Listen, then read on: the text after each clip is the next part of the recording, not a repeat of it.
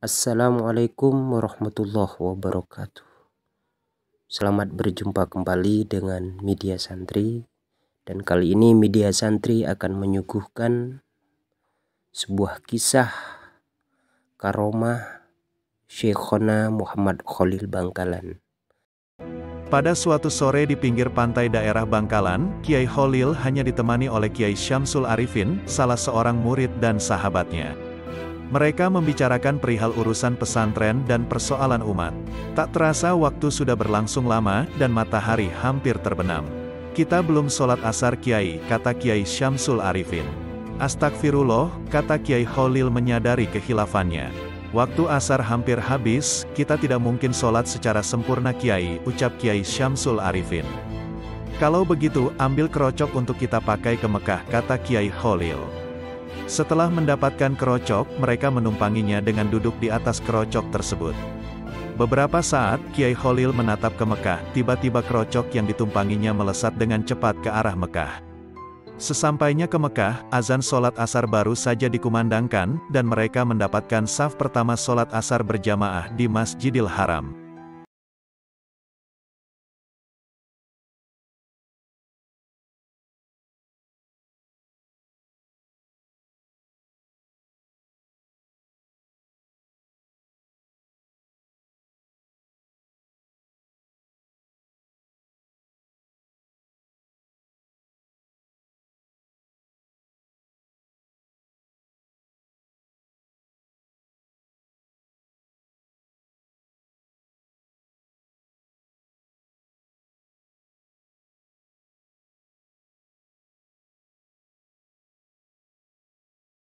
Mengubah arah kiblat masjid. Pada suatu hari, Kiai Khalil sedang melihat masjid yang sedang dibangun oleh menantu beliau, yaitu Kiai Muntaha.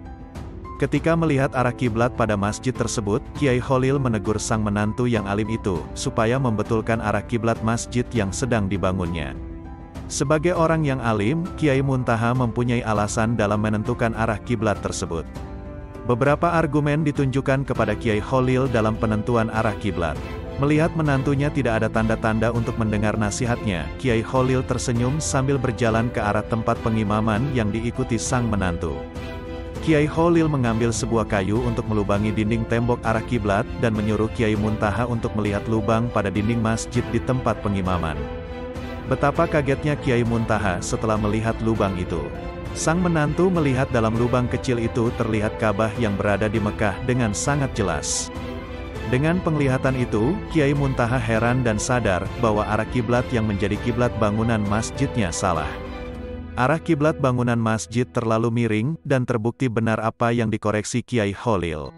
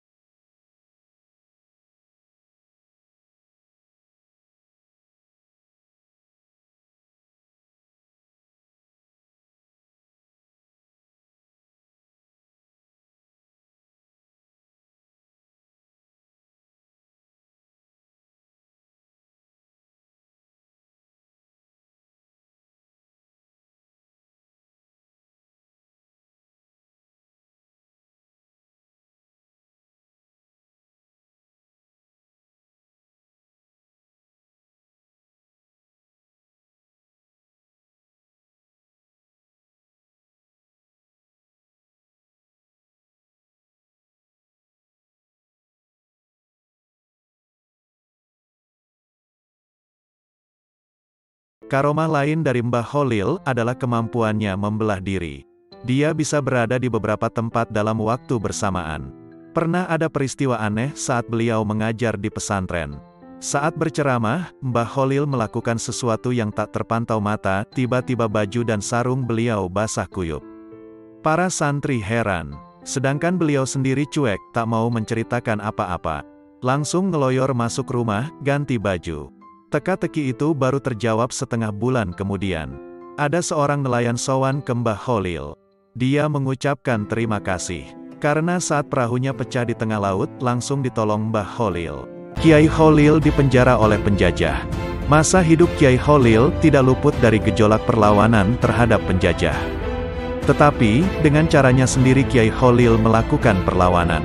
Pertama, ia melakukannya dalam bidang pendidikan. Dalam bidang ini, Kiai Kholil mempersiapkan murid-muridnya untuk menjadi pemimpin yang berilmu, berwawasan, tangguh dan mempunyai integritas baik kepada agama maupun bangsa.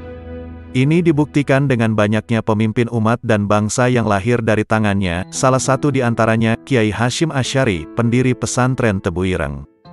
Cara yang kedua, Kiai Kholil tidak melakukan perlawanan secara terbuka, melainkan ia lebih banyak berada di balik layar. Realitas ini tergambar, bahwa ia tak segan-segan untuk memberi suwuk, mengisi kekuatan batin, tenaga dalam, kepada pejuang. Kiai Kholil pun tidak keberatan pesantrennya dijadikan tempat persembunyian. Ketika pihak penjajah mengetahuinya, Kiai Kholil ditangkap dengan harapan para pejuang menyerahkan diri. Akan tetapi, ditangkapnya Kiai Kholil, malah membuat pusing pihak Belanda, karena ada kejadian-kejadian yang tidak bisa mereka mengerti, seperti tidak bisa dikuncinya pintu penjara, sehingga mereka harus berjaga penuh supaya para tahanan tidak melarikan diri. Di hari-hari selanjutnya, ribuan orang datang ingin menjenguk dan memberi makanan kepada Kiai Kholil, bahkan banyak yang meminta ikut ditahan bersamanya. Kejadian tersebut menjadikan pihak Belanda dan sekutunya merelakan Kiai Kholil untuk dibebaskan saja. Kiai Kholil berguru ke Kiai Pasuruan. Ketika Kiai Kholil masih muda, dia mendengar bahwa di Pasuruan ada seorang kiai yang sangat sakti mandraguna. Namanya Abu Darin. Kholil muda ingin sekali belajar kepada Abu Darin. Semangat untuk menimba ilmu itu begitu menggebu-gebu pada dirinya, sehingga jarak tempuh yang begitu jauh dari Bangkalan di Pulau Madura ke Pasuruan di Pulau Jawa, tidak dianggapnya sebagai rintangan berarti, meski harus berjalan kaki. Namun apa daya, sesampainya Kholil muda di Desa Luan, tempat Kiai Abu Darin membuka pesantren, ternyata Kiai Abu Darin sudah wafat. Meninggal hanya beberapa hari sebelum kedatangan Kholil muda. Habislah harapannya untuk mewujudkan cita-citanya berguru kepada kiai yang mempunyai ilmu tinggi tersebut. Dengan langkah gontai karena lelah fisik dan penat mental, hari berikutnya Kholil bertakziah ke makam Kiai Abu Darin. Di depan pusara Kiai Darin, Kholil membaca Al-Quran hingga 40 hari. Pada hari yang ke-41, ketika Kholil tengah ketiduran di makam, Kiai Abu Darin hadir dalam mimpinya. Dalam kesempatan itu, almarhum mengatakan kepada Kholil, "Niatmu untuk belajar sungguh terpuji. Telah aku ajarkan kepadamu beberapa ilmu, maka peliharalah." Kholil lalu terbangun, dan serta-merta dia sudah hafal kandungan kitab Imriti, Asyimuni, dan Alfiyah, kitab utama pesantren itu. Pada kisah yang lain, Kiai Kholil berusaha melindungi calon santrinya dari musibah, padahal dia berada di Bangkalan, sementara si calon santri di tengah alas roban, Batang, Pekalongan. Menurut cerita si calon santri yang bernama Muhammad Amin, ia berangkat dari Kempek Cirebon bersama 5 orang temannya, menuju Bangkalan, Madura, untuk berguru kepada Kiai Kholil. Mereka tidak membawa bekal apa-apa kecuali beberapa lembar sarung, baju, celana untuk tidur, parang, serta titikan, alat pemantik api yang terbuat dari batu. Setelah berjalan kaki berhari-hari, menerobos hutan dan menyeberangi sungai, mereka sampai di tepi hutan roban di luar kota Batang, Pekalongan. Hutan itu terkenal angker, sehingga tidak ada yang berani merambahnya. Pohon-pohon yang ada di hutan itu besar-besar. Semak belukar sangat tinggi. Banyak binatang buas di dalamnya.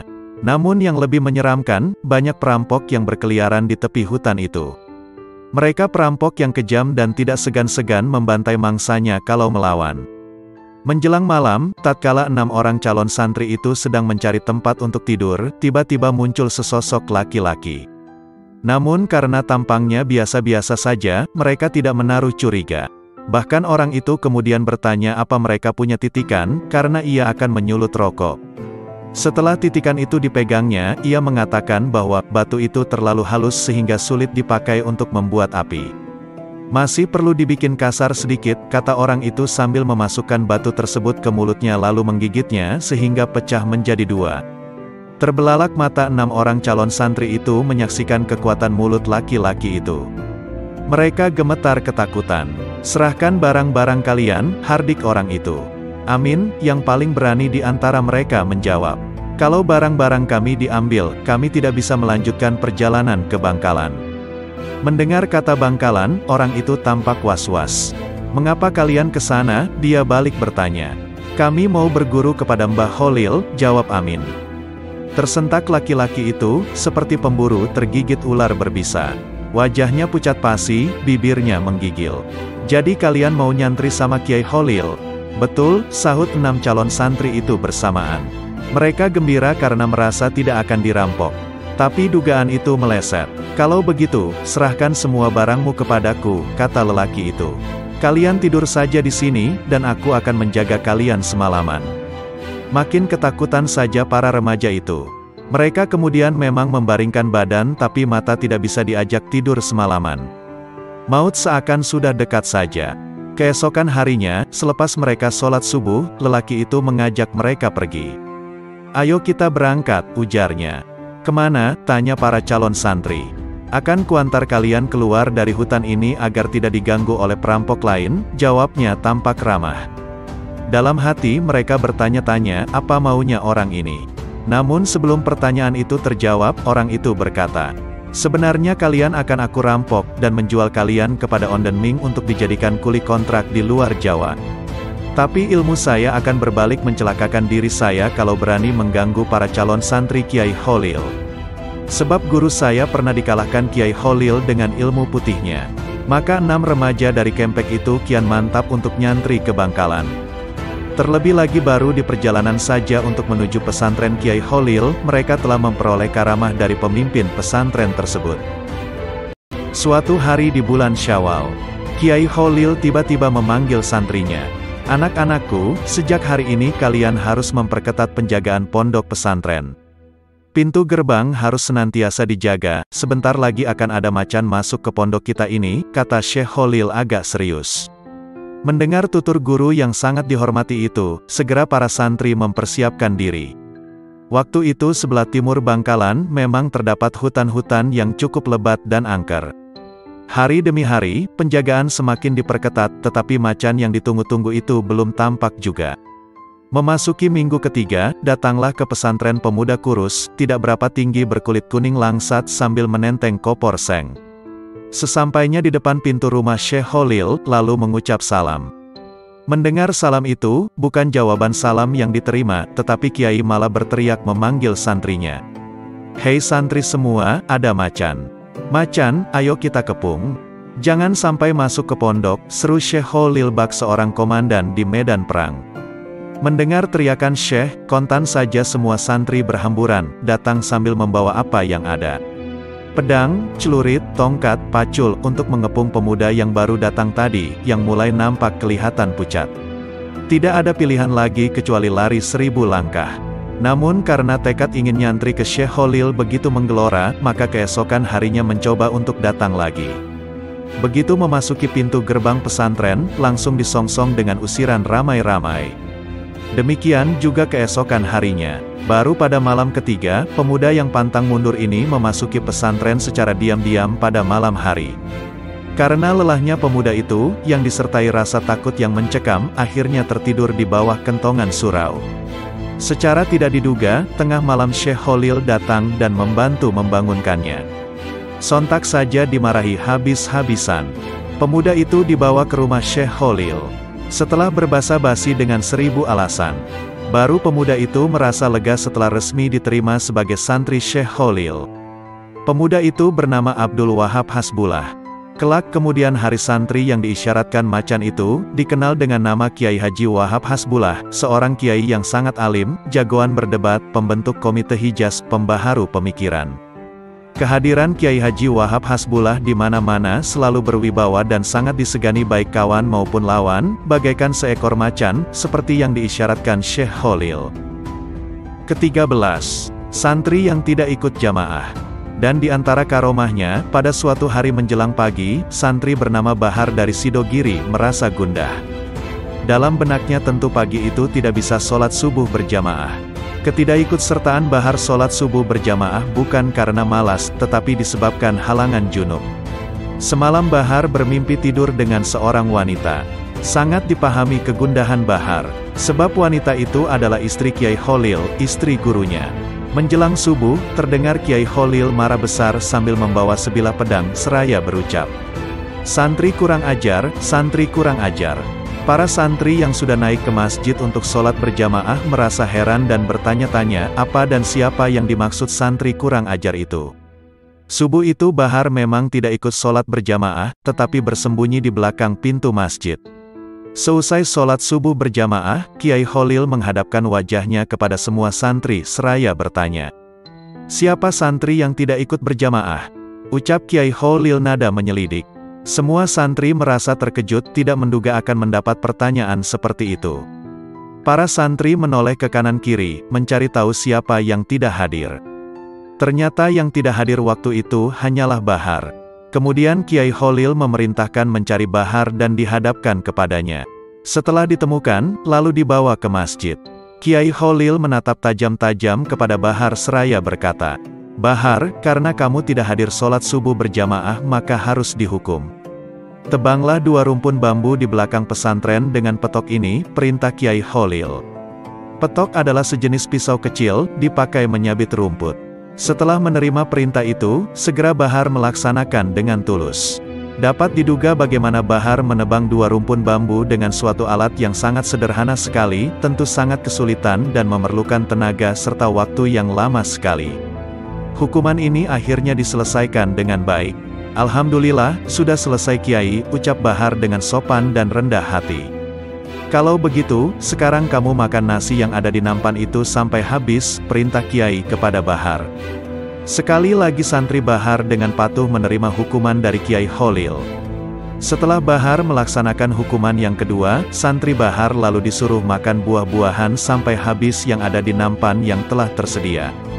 Mendengar perintah ini, santri bahap semua buah-buahan yang ada di nampan itu. Setelah itu, santri Bahar diusir oleh Kiai Khalil seraya berucap, "Hai santri, semua ilmuku sudah dicuri oleh orang ini," ucap Kiai Khalil sambil menunjuk ke arah Bahar. Dengan perasaan senang dan mantap santri Bahar pulang meninggalkan pesantren Kiai Khalil menuju kampung halamannya. Memang benar, tak lama setelah itu, santri yang mendapat isyarat mencuri ilmu Kiai Khalil itu, menjadi kiai yang sangat alim, yang memimpin sebuah pondok pesantren besar di Jawa Timur. Kiai beruntung itu bernama Kiai Bahar, seorang kiai besar dengan ribuan santri yang diasuhnya di pondok pesantren Sidogiri, Pasuruan, Jawa Timur. Suatu hari menjelang sholat maghrib, seperti biasanya Kiai Khalil mengimami jamaah sholat bersama para santri kedemangan. Bersamaan dengan Kiai Khalil mengimami sholat, tiba-tiba kedatangan tamu berbangsa Arab.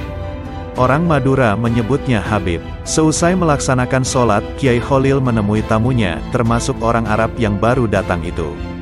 Sebagai orang Arab yang mengetahui kefasihan bahasa Arab, Habib menghampiri Kiai Khalil seraya berucap, "Kiai, bacaan Al-Fatihah antum kurang fasih," tegur Habib. Setelah berbasa-basi beberapa saat, Habib dipersilahkan mengambil wudhu untuk melaksanakan sholat maghrib. Tempat wudhu ada di sebelah masjid itu. "Silahkan ambil wudhu di sana," ucap Kiai sambil menunjukkan arah tempat wudhu. Baru saja selesai wudhu, tiba-tiba sang Habib dikejutkan dengan munculnya macan tutul. Habib terkejut dan berteriak dengan bahasa Arabnya yang fasih, untuk mengusir macan tutul yang makin mendekat itu. Meskipun Habib mengucapkan bahasa Arab sangat fasih untuk mengusir macan tutul, namun macan itu tidak pergi juga. Mendengar ribut-ribut di sekitar tempat wudhu, Kiai Khalil datang menghampiri. Melihat ada macan yang tampaknya penyebab keributan itu, Kiai Khalil mengucapkan sepatah dua patah kata yang kurang fasih. Anehnya, sang macan yang mendengar kalimat yang dilontarkan Kiai Khalil yang nampaknya kurang fasih itu, macan tutul bergegas menjauh. Dengan kejadian ini, Habib paham bahwa sebetulnya Kiai Kholil bermaksud memberi pelajaran kepada dirinya bahwa suatu ungkapan bukan terletak antara fasih dan tidak fasih, melainkan sejauh mana penghayatan makna dalam ungkapan itu. Suatu ketika Habib Jindan bin Salim berselisih pendapat dengan seorang ulama. Manakah pendapat yang paling sahih dalam ayat Maliki Yaumiddin? Malikinya dibaca dengan memakai alif setelah mim, ataukah Maliki tanpa alif? Setelah berdebat tidak ada titik temu. Akhirnya sepakat untuk sama-sama datang ke Kiai Keramat Kiai Kholil Bangkalan. Ketika itu Kiai yang jadi maha guru para Kiai Pulau Jawa itu sedang duduk di dalam mus. Habib Jindan sudah dekat ke musola, sontak saja Kiai Kholil berteriak. Maliki Yaumiddin ya Habib, Maliki Yaumiddin Habib, teriak Kiai Kholil Bangkalan menyambut kedatangan Habib Jindan. Tentu saja dengan ucapan selamat datang yang aneh itu, sang Habib tak perlu bersusah payah menceritakan soal sengketa Maliki Yaumiddin, ataukah Maliki Yaumiddin itu. Demikian cerita Habib Lutfi bin Yahya ketika menjelaskan perbedaan pendapat ulama dalam bacaan ayat itu pada tafsir Tabari. Suatu hari Kiai Kholil kedatangan 3 tamu yang menghadap secara bersamaan. Sang Kiai bertanya kepada tamu yang pertama, "Sampeyan ada keperluan apa?" "Saya pedagang Kiai, tetapi hasil tidak didapat, malah rugi terus-menerus," ucap tamu pertama. Beberapa saat Kiai Kholil menjawab, "Jika kamu ingin berhasil dalam berdagang, perbanyak baca istighfar," pesan Kiai mantap. Kemudian Kiai bertanya kepada tamu kedua, "Sampeyan ada keperluan apa?" "Saya sudah berkeluarga selama 18 tahun, tapi sampai saat ini masih belum diberi keturunan," kata tamu kedua. Setelah memandang kepada tamunya itu, Kiai Kholil menjawab, "Jika kamu ingin punya keturunan, perbanyak baca istighfar," tandas Kiai. Kini, tiba giliran pada tamu yang ketiga. Kiai juga bertanya, "Sampeyan ada keperluan apa?" "Saya usaha tani Kiai. Namun, makin hari hutang saya makin banyak, sehingga tak mampu membayarnya," ucap tamu yang ketiga, dengan raut muka serius. "Jika kamu ingin berhasil dan mampu melunasi hutangmu, perbanyak baca istighfar," pesan Kiai kepada tamu yang terakhir. Berapa murid Kiai Kholil yang melihat peristiwa itu merasa heran. Masalah yang berbeda, tapi dengan jawaban yang sama, resep yang sama, yaitu menyuruh memperbanyak membaca istighfar. Kiai Kholil mengetahui keheranan para santri. Setelah tamunya pulang, maka dipanggillah para santri yang penuh tanda tanya itu. Lalu Kiai Kholil membacakan Al-Quran Surat Nuh ayat 10-12. Mendengar jawaban Kiai ini, para santri mengerti bahwa jawaban itu memang merupakan janji Allah bagi siapa yang memperbanyak baca istighfar. Memang benar, tak lama setelah kejadian itu, ketiga tamunya semuanya berhasil apa yang dihajatkan.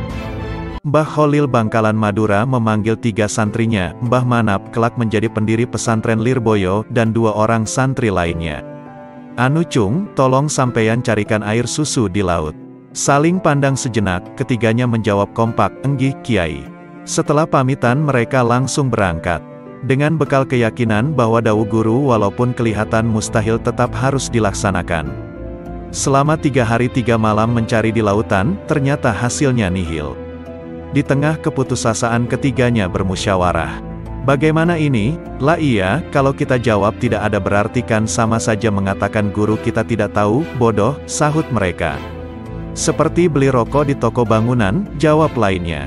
"Wah, begini saja, bagaimana kalau kita jawab kami belum menemukan Kiai," kata yang ketiga. Akhirnya jawaban ini disetujui 2 orang temannya. Lalu ketiganya sowan kembali ke Mbah Kholil, dan mengatakan kalau belum menemukan. "Oh gitu, ayo kalian ikut saya," kata Mbah Kholil singkat.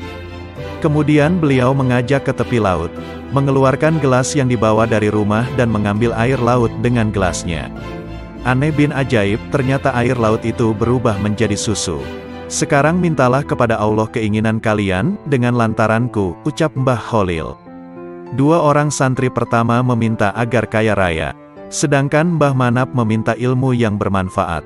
Kelak keinginan mereka terkabul, 2 orang santri itu benar-benar kaya raya, namun kekayaannya habis berbarengan dengan meninggalnya. Sedangkan Mbah Manap bisa mendirikan pondok pesantren Lirboyo yang santrinya menyebar ke seluruh Nusantara. Kisah tongkat ajaib, kejadian ini berkaitan langsung dengan sejarah berdirinya Nahdlatul Ulama. Pada saat itu, Kiai Wahab dalam berbagai kesempatan selalu menyosialisasikan ide untuk mendirikan jamiah atau organisasi. Sebenarnya semenjak ide tersebut disosialisasikan, tidak ada masalah yang menghalangi kecuali restu dari Kiai Haji Hashim Asy'ari. Karena beliau adalah guru dari Kiai Wahab sehingga dirinya merasa perlu mendapatkan restu langsung. Ketika gagasan tersebut disampaikan, ternyata tidak langsung disetujui. Kiai Haji Hashim Asy'ari perlu berhari-hari dan bulan untuk melakukan sholat istikharah memohon petunjuk dari Allah, namun harapan itu tidak kunjung datang. Kiai Khalil sebagai guru Kiai Haji Hashim Asy'ari mengamati kondisi tersebut. Kemudian beliau mengutus seorang santri yang juga masih cucunya sendiri, As'ad untuk menghadapnya. Saat ini Kiai Hashim sedang resah, oleh karena itu, antar dan berikanlah tongkat ini kepadanya, kata Kiai Khalil sambil memberikan tongkat yang dimaksud. Dan jangan lupa bacakan ayat ini surat Toha As'ad. Setelah itu, As'ad kemudian pergi ke Jombang untuk menyampaikan pesan yang dibawanya serta menyampaikan tongkat. Hari berganti bulan dan bersama perjalanan waktu, organisasi yang sudah dirintis oleh Kiai Wahab belum juga terbentuk, sehingga Kiai Khalil mengutus As'ad yang kedua kali dengan membawakan tasbih dan meminta Kiai Haji Hashim Asy'ari untuk mengamalkan Asmaul Husna yang berbunyi, Ya Jabar, Ya Qahar. Setelah berjuang dibantu oleh kiai-kiai lain, akhirnya Nahdlatul Ulama berdiri pada tanggal 16 Rajab 1344 Hijriah, tanggal 31 Januari tahun 1926, atau tepat 1 tahun setelah Kiai Haji Khalil wafat yang jatuh pada tanggal 29 Ramadan 1343 Hijriah. Mbah Khalil adalah guru utama yang mencetak banyak ulama besar di Jawa Timur. Sampai sekarang, meski sudah meninggal, banyak ulama yang mengaku belajar secara gaib dengan Mbah Khalil. Banyak cara dilakukan untuk belajar kitab secara gaib dari ulama tersohor ini. Salah satunya dengan berziarah serta bermalam di makam beliau. Seperti pernah dikisahkan Kiai Haji Anwar Siraj, pengasuh pondok pesantren Nurul Dolam Bangil Pasuruan. Saat mempelajari kitab Alfiyah, beliau mengalami kesulitan. Padahal, kitab yang berupa gramatika bahasa Arab tersebut merupakan kunci untuk mendalami kitab-kitab lain. Kiai Haji Anwar Siraj sudah mencoba berguru kepada kiai-kiai besar di hampir semua penjuru Jawa Timur. Tapi hasilnya nihil. Suatu ketika, seperti dikisahkan Ustadz Muhammad Salim, santri Nurul Dolam, Kiai Haji Anwar Siraj dapat petunjuk agar mempelajari kitab Alfiyah di makam Mbah Khalil. Petunjuk gaib itu pun dilaksanakan. Selama sebulan penuh Kiai Haji Anwar Siraj ziarah di makam Mbah Khalil Bangkalan. Di makam itu dia mempelajari kitab Alfiyah. Akhirnya Kiai Anwar bisa menghafal Alfiyah, jelas Ustadz Salim. Banyak ulama generasi sekarang yang meski tidak pernah ketemu fisik dan bahkan lahirnya jauh sesudah Mbah Khalil meninggal, mengakui kalau perintis dakwah di Pulau Madura ini adalah guru mereka. Bukan guru secara fisik, melainkan pembimbing secara batin. Suatu saat pada malam hari selepas molang, ngajar kitab, Mbah Khalil berjalan-jalan di area pesantren, hingga tak terasa perjalanan beliau sampai pada pesisir pantai Bangkalan. Saking nikmatnya beliau wirid dengan membawa tasbih. Beliau pun tersadar dari kenikmatan zikirnya dan waktu sekitar jam 12 malam. Beliau melemparkan tasbih tersebut, bersamaan dengan itu beliau juga melempar keris ke tengah lautan, lalu beliau kembali ke kediaman sampai kira-kira jam 3 dan beliau langsung salat malam hingga waktu subuh tiba. Santri pun mengumandangkan azan subuh lalu beliau beserta santri salat subuh berjamaah. Selepas salat, beliau hendak wirid yang seperti biasa kaum Ahlussunnah wal Jamaah amalkan, namun tiba-tiba tasbih tidak ada. Terpaksa beliau menghitung menggunakan jari beliau. Selesai wirid dan doa, beliau bertanya kepada santri. Anak-anak ada yang melihat tasbihku? Tanya Mbah Khalil. Tidak Kiai, jawab santri. Lalu Mbah Khalil diam termenung sementara dan kemudian beliau berkata, Oh ya anak-anak, tasbih saya tidak perlu dicari-cari ya, soalnya tasbih saya ada di rumahnya Hashim, yang dimaksud Hashim Asy'ari. Iya Kiai, jawab santri. Dan terbukti Mbah Hashimlah yang ampuh memutar atau menjalankan roda aswaja hingga saat ini. Paham itu masih terjaga terpelihara dan berkembang layaknya putaran tasbih Mbah Khalil yang tiada berhenti saat zikir. Kisah ke-8. Ketika Mbah Hashim nyantri di Bangkalan, beliau diberi tugas mengurusi kuda milik Mbah Khalil hingga kesempatan untuk ngaji pun tidak banyak. Pada suatu hari, Mbah Kholil kedatangan tamu dari Jawa dan kebetulan dia seorang kiai juga. Tapi santrinya tak sampai ratusan, hanya puluhan saja. Setelah tamu ditanya keperluannya apa, lalu tamu tersebut mengutarakan keperluannya kepada Mbah Kholil. Saya datang ke sini kiai, pertama niat silaturahmi, dan yang kedua saya hendak menikahkan putri saya.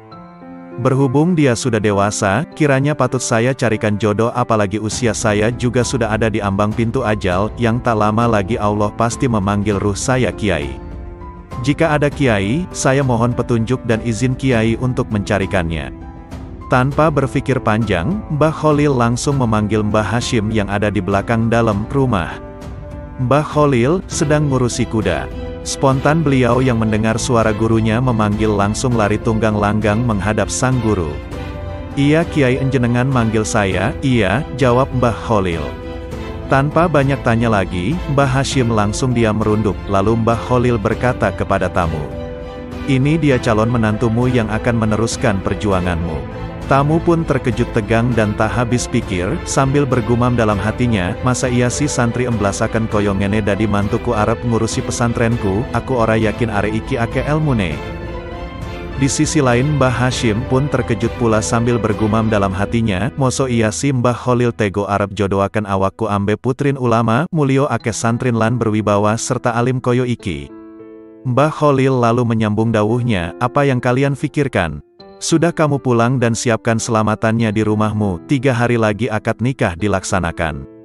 Dan kamu Hashim kembali ke belakang." Mbah Hashim lalu balik ke tempat tugasnya dengan hati yang risau, pikiran kacau balau dan perasaan galau, sembari bertanya-tanya dalam hati kecilnya. "Bagaimana saya bisa menjalani ini semua, kenapa guru tidak memberitahu saya sebelumnya atau paling tidak menawarkannya?"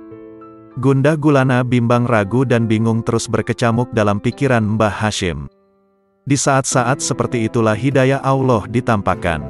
Mbah Hashim teringat di mana suatu hari saat Mbah Kholil molang kitab, beliau dawuh sederhana saja, "Barang siapa di antara kalian yang ingin tercapai hajatnya, maka bacalah sholawat nariyah sebanyak-banyaknya dan pada waktu ijabah sangat dianjurkan, yaitu setelah separuh malam hingga menjelang subuh." Saat malam kira-kira jam 12 malam, Mbah Hashim melaksanakan apa yang pernah diucapkan gurunya itu, yaitu membaca sholawat nariyah sebanyaknya, namun hampir menjelang subuh, beliau ketiduran dan hal ajaib pun terjadi, di mana dalam mimpi tidur sekejapnya, beliau bermimpi bertemu Imam Al-Bukhari dan molang dia kitab-kitab hadis sahih selama 40 tahun lamanya, lalu beliau terbangun serta terkejut tidak percaya atas mimpinya itu. Di malam yang kedua terjadi lagi, cuma dalam mimpinya beliau bertemu Imam Asy-Syafi'i, dan molang beliau kitab-kitab fikih dari berbagai mazhab, yaitu Imam Asy-Syafi'i sendiri, Hanafi, Maliki, dan Hambali selama 40 tahun lamanya. Di malam ketiga, beliau bermimpi bertemu dengan Imam Al-Ghazali dan Junaid Al-Baghdadi, yang molang beliau kitab-kitab tasawuf selama 40 tahun. Setelah beliau bangun, beliau terkejut dan bertanya di pikirannya apa makna dari semua mimpi ini. Keesokan harinya, beliau hendak bertanya kepada gurunya, namun tidak ada kesempatan karena beliau justru disuruh siap-siap berangkat ke rumah mertua untuk melangsungkan akad nikah. Lalu keduanya pun berangkat. Sampai di tempat tujuan langsung dilakukan akad nikah. Selesai itu, Mbah Kholil akan pulang ke Bangkalan, tapi sepatah kata pun tak ada yang keluar terucap dari Mbah Kholil, mulai dari Bangkalan hingga sampai di tempat pernikahan. Baru Mbah Kholil mau pulang, beliau dawuh kepada Mbah Hashim lalu kepada mertuanya yang disaksikan banyak santri dan tamu undangan. Kepada Mbah Hashim Mbah Kholil berkata, "Hashim, jangan nyelewang-nyeleweng ya ibadah, ikut yang dicontohkan Nabi melalui ulamanya. Ikuti ulamanya, Allah biar selamat, Allah pasti bersamamu." Kemudian kepada mertua Mbah Hashim, Mbah Kholil berkata, "Jangan ragu dengan Hashim, dia sudah ngaji 120 tahun lamanya." Baik Mbah Hashim, mertua dan yang lainnya jadi tidak paham serta kebingungan menafsiri dawuh Mbah Kholil, karena mereka pikir ini tidak masuk akal.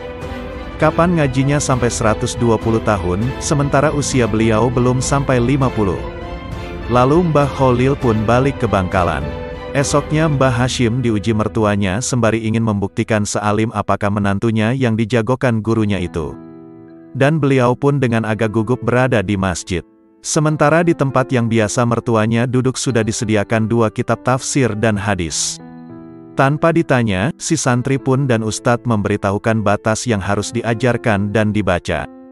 Keajaiban pun dimulai. Tanpa harus menengok, apalagi memegang kitabnya, Mbah Hashim langsung membaca dengan fasih dan hafal di luar kepala, serta membahasnya layaknya masyayikh yang sudah kenyang dengan segudang ilmu.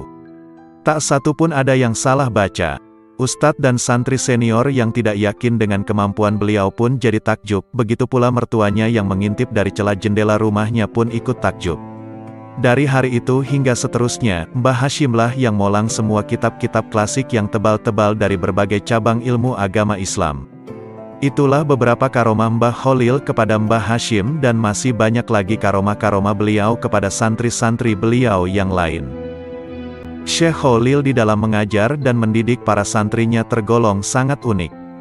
Di samping santri dituntut untuk menguasai ilmu alat nahwu saraf secara mendalam, beliau juga mendidik mental dan kepribadian santri yang terkesan aneh. Misalnya yang terjadi pada santri Manap dari Magelang yang mau berguru kepada Syekh Khalil. Setibanya di pondok, semua bekal yang dibawa oleh Manap diminta semua, sehingga pemuda itu tidak mempunyai apa-apa. Sebagai akibatnya bisa diduga, santri Manap lebih banyak kelaparan daripada cukup makan. Hal ini berlangsung selama 5 tahun. Manap menerima perlakuan sang guru yang aneh itu dengan tabah dan senang. Manap yakin apa yang dilakukan gurunya merupakan pendidikan yang tentu besar manfaatnya sekaligus sebagai isyarat tertentu. Kelak isyarat itu ternyata benar. Pemuda miskin bernama Manap itu akhirnya menjadi ulama besar yang disegani, pendiri Pondok Agung Lirboyo Kediri. Meskipun sudah menjadi ulama yang berpengaruh, beliau tetap selalu mengingat gurunya Syekh Khalil Bangkalan. Suatu ketika, Manap sedang mengajar kitab Alfiyah di pesantrennya, tiba-tiba membuat para santri tercengang. Kitab yang dibaca tidak seperti biasa, yakni salah satu kalimat tidak diberi arti dan damir tidak dirujukkan. Bacaan demikian tentu membuat para santri tanda tanya dan bereaksi. Melihat gelagat para santri, Kiai yang ngerti sak jeroning winara ini diam sejenak, lalu bertutur. Yen gelem yo ngene iki, wong Kiai Khalil lek maknani yo ngene, kalau mau ya begini, sebagaimana Kiai Khalil ketika membaca dan mengartikan, ya begini, ucap Kiai Manap tenang. Sungguh Manap selalu ingin mengikuti jejak gurunya, yaitu hafal dan mengajarkan kitab Alfiyah. Ketika Kiai As'ad masih menjadi murid Kiai Khalil, beliau disuruh mengantarkan tongkat ke Kiai Hashim Asy'ari di Jombang. Kiai Khalil hanya memberikan bekal beberapa uang logam. Dan As'ad sepertinya sangat mempercayai bahwa pemberian gurunya tersebut mengandung barokah. Bahkan As'ad sampai berkata dalam batinnya, kalau uang ini mengandung barokah, tentu tidak akan habis, bahkan bertambah. Dan, subhanallah, benar. Ketika As'ad akan menyeberang Selat Madura, seseorang tiba-tiba mengajaknya naik ke kapal bersamanya secara cuma-cuma. Tentu saja tawaran yang baik itu diterima. Begitu juga saat setelah turun dari kapal, As'ad kembali ditawari naik kendaraan ke Jombang secara cuma-cuma. Sekali lagi As'ad menerima tawaran ini dengan rasa syukur. As'ad yakin hal ini karena pengaruh uang barokah. Uang tersebut sampai sekarang masih ada, disimpan dengan baik oleh Kiai As'ad sendiri. Sejak memiliki uang tersebut, As'ad tidak pernah kesulitan dalam memenuhi kebutuhannya, khususnya dalam pembangunan pesantren. Jika Kiai As'ad memerlukan sejumlah uang, maka uang logam pemberian Kiai Khalil diambil dan diajak bicara.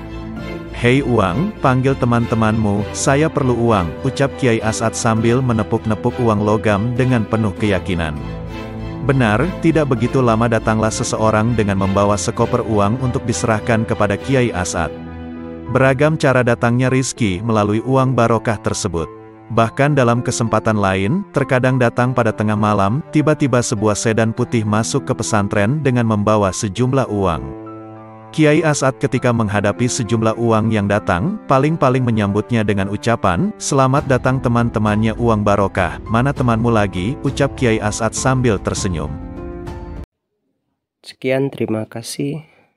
Mudah-mudahan dari apa yang kita simak dan kita saksikan, ada beberapa hal yang bisa kita ambil sebagai ibroh dalam kehidupan sehari-hari. Sekian, terima kasih. Wallahul muwaffiq ila aqwamit thoriq. Wassalamualaikum warahmatullahi wabarakatuh.